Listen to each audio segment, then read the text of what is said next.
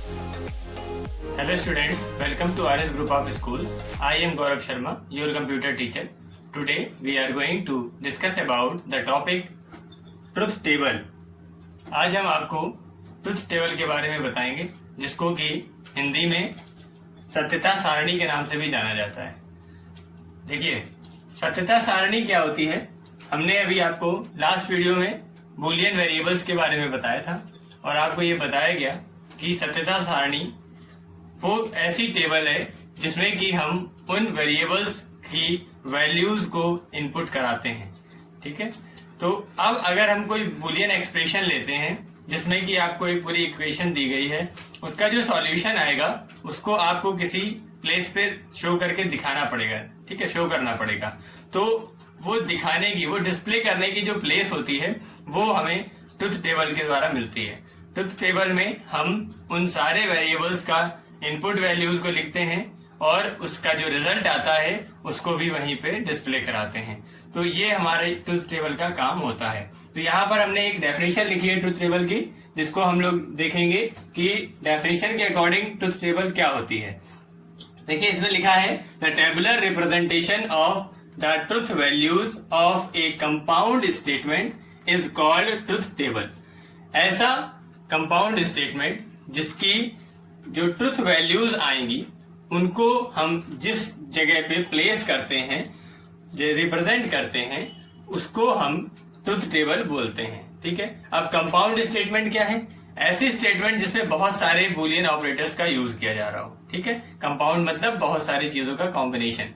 तो अब बहुत सारे ऑपरेटर्स मतलब क्या, जैसे कि यहाँ पर एक एग्जांपल हमने देखिए टेबल का दिया है, ए और बी यहाँ पर ये इनपुट है और ए डॉट बी जो है वो आउटपुट है। ठीक है, अब ए और बी इनपुट में हमने यहाँ पर दो वैल्यू ली है, इन दोनों वैल्यूज को हमने यहाँ पर आउटपुट में दिखाया है।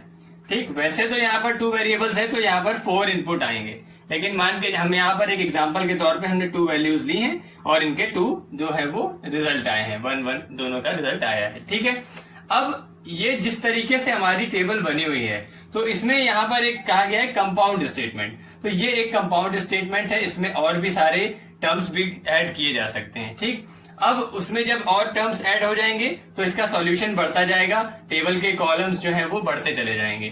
ठीक है, तो उनकी जो ट्रुथ वैल्यूज, ये जो वैल्यूज हैं, इनको यहाँ पर रिप्रेजेंट करने के लिए एक टेबल डिजाइन करी जाती है, जिसको हम टेबुलर रिप्रेजेंटेशन यहाँ पर बोल रहे हैं। तो वो हमारा ट्रुथ टेबल कहलाता है या सत्यता सारणी कहलाता है।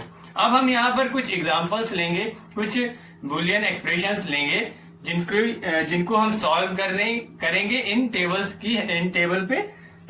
की हेल्प से। ठीक है, मतलब कि इन टेबल में हम उनके वैल्यूज को इनपुट करा के और फिर सॉल्यूशन निकालने की कोशिश करेंगे और जो हमारा पूरा एक्सप्रेशन होगा वो देखिएगा किस तरीके से पूरा टेबल के अंदर ही पूरा सॉल्व हो जाएगा। तो पहले हम एक एग्जांपल लेते हैं, उसपे हम देखते हैं कि किस तरीके से इसका सॉल्यूशन हमें करना है। देखिए, यहाँ पर हमने एक बूलियन एक्सप्रेशन लिया हुआ है, इसको हम सॉल्व करेंगे और ट्रुथ टेबल में दिखाएंगे कि किस तरीके से हम इस एक्सप्रेशन को शो कर सकते हैं। ठीक है, डिस्प्ले कर सकते हैं या रिप्रेजेंट कर सकते हैं टेबल के अंदर। ठीक, देखिए यहाँ पर हम एक टेबल ड्रॉ करेंगे। अब टेबल किस हिसाब से ड्रॉ होगी उसको आपको ध्यान से देखना है। देखिए, हम यहाँ पर एक टेबल बनाने जा रहे हैं जिसमें हमने एक पहला कॉलम यहाँ पर इनपुट वैल्यू का लेंगे हम, और दूसरा कॉलम भी इनपुट वैल्यू का लेंगे। 2 कॉलम क्यों लेंगे? क्योंकि हमारे पास में 2 वेरिएबल हैं, ए और बी। ए डैश और बी डैश भी है, तो ये ए डैश बी डैश इन्हीं दोनों से ही आएगा। इसके लिए हमें अलग से कोई वैल्यू लेने, इनपुट कराने की जरूरत नहीं है, ये आउटपुट में आगे आते जाएंगे। ठीक है, तो सबसे पहले इनपुट में केवल 2 चीजें हमारे पास, A and B. Truth table की एक कंडीशन होती है कि जितने उसमें वेरिएबल होंगे उसकी पावर n करेंगे, तो 2 की पावर n करने पे, जैसे कि मान लीजिए n वेरिएबल है तो 2 की पावर n करेंगे तो हमारा वहां पर क्या होगा, उसकी नंबर ऑफ रोज आ जाएंगे। ठीक, नंबर ऑफ रोज किस तरीके से, देखिए जैसे कि यहाँ पर 2 वेरिएबल है तो 2 का मतलब है n की वैल्यू आएगी 2। n की वैल्यू 2 क्यों? क्योंकि 2 वेरिएबल है। अब n की वैल्यू 2 है तो 2 की पावर n मतलब 2 की पावर 2, तो आ जाएंगी रोज कितनी, 4। इससे हम सॉल्व करके ये निकाल लेंगे कि हमें यहाँ पर कितने इनपुट देने हैं। ठीक है, 4 वैल्यूज आई तो यहाँ पर 4 रोज बनेंगी आपकी।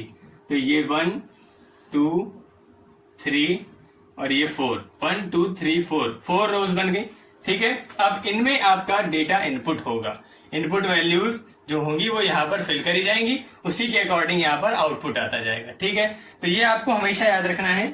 अधिकतर आपको जो क्वेश्चन दिए जाएंगे वो 2 वेरिएबल्स या 3 वेरिएबल्स के ही होंगे। ठीक है, तो आपको अगर 2 वेरिएबल्स आ रहे हैं तो यहाँ पर 4 रोज बनेगी, अगर 3 वेरिएबल्स है तो 8 बनेगी। 8 क्यों बनेगी? 2 की पावर 3 हो जाएगा और 2 दूनी 4 दूनी 8। ठीक है, मीन्स यहाँ पर हमारा 8 रोज जो बन जा करके बनेगी। ठीक, अब देखिए यहाँ पर ए और बी दो हैं। आपको बताया था कि इस तरीके से इनपुट ले लेंगे अपने मन से। ठीक है, अपने मन से क्यों? मतलब कि ऐसा इनपुट लेने से हमारे इस दोनों ए और बी के 0 1 के 4 पॉसिबल कॉम्बिनेशन बनेंगे, क्योंकि यहाँ पर आपको डिस्प्ले हो जाएंगे। ठीक, 1 2 0 0 1 1 0 1 0 1। आप ये फॉर्मेट याद रखेंगे तो आपको कभी भी इसमें कुछ दिमाग लगाने की जरूरत नहीं पड़ेगी। सिंपली आप इसको हर बार लिखते रहेंगे तो ये आपके 2 वेरिएबल्स की टेबल का इनपुट हर बार आपका तैयार होता रहेगा। बस हर बार आपको यही लिखना है। ठीक, अब रिजल्ट हर बार अलग आएगा क्योंकि इक्वेशन आपको अलग मिलेगी। तो अब देखिए इस इक्वेशन के अकॉर्डिंग किस तरीके से सॉल्यूशन होगा। हमको करना क्या है, पहले आपको ये ध्यान देना है। ठीक, क्या करना है? हमें यहाँ पर ए और बी का मल्टीप्लीकेशन करना है और ए डैश और बी डैश का भी मल्टीप्लीकेशन करना है। मल्टीप्लीकेशन करना ये कौन बता रहा है? ये हमको ये डॉट बता रहा है। ठीक है, डॉट का मतलब है मल्टीप्लीकेशन और यहाँ पर प्लस लगा है मतलब कि एडिशन।